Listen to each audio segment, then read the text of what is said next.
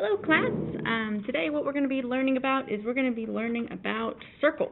So at the top of your page I would like you to write parts of a circle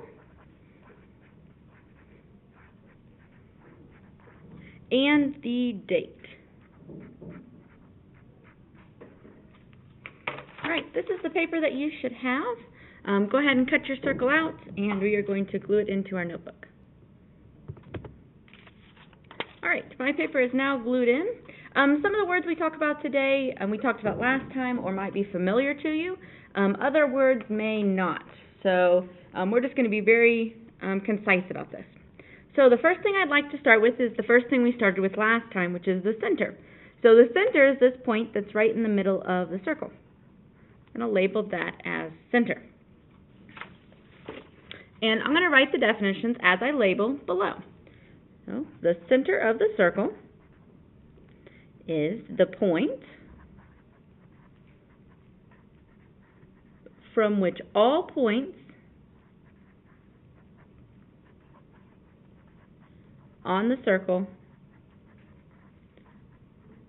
are equidistant.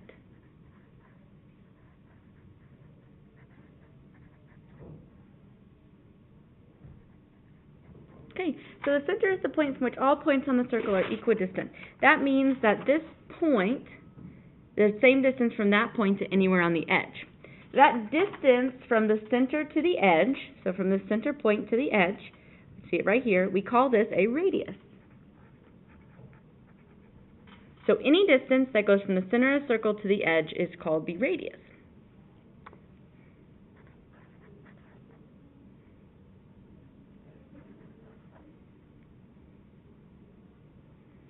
Alright, so the radius is the distance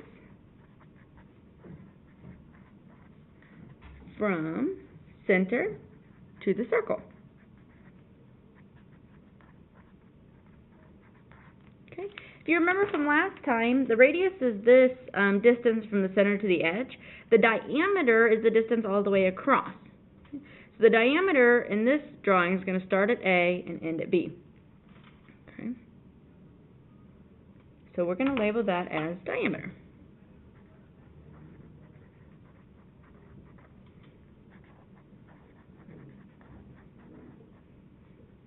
Okay, the diameter is the longest chord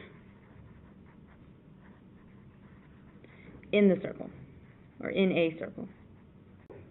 So what we need to do now is we need to figure out what a chord is. And so I'm going to also label this line as a chord.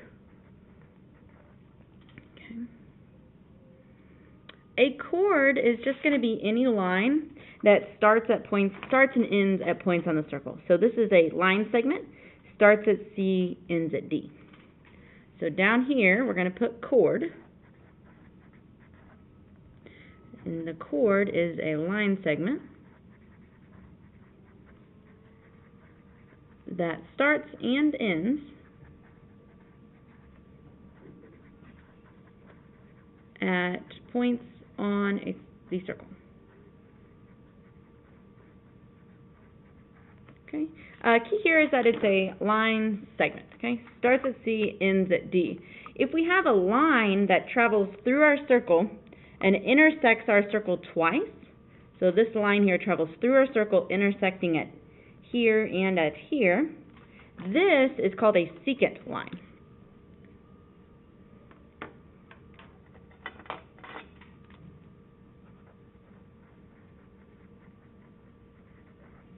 Secant line.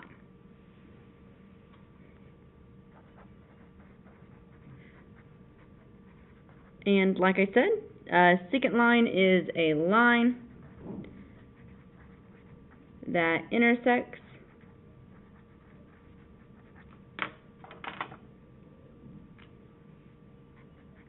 the circle twice.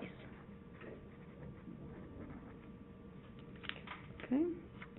So a line that travels through our circle, intersecting it at two different points. Okay, that is called a secant line.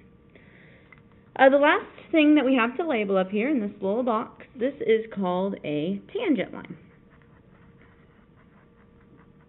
This is going to be a line that travels along and only intersects our circle at one point. So it starts right there at G and just keeps on going.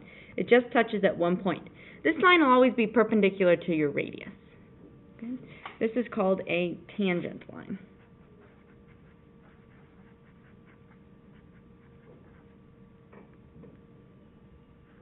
This is a line that intersects the circle once.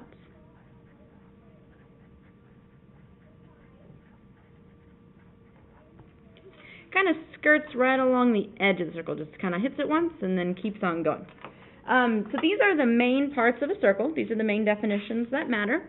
The last thing I want to do is talk about how we discuss circles in math. So this circle would be called circle O because circles are named based on their center. So the name for this circle is going to be circle. This is our circle with a dot, and we're going to call it O. Okay.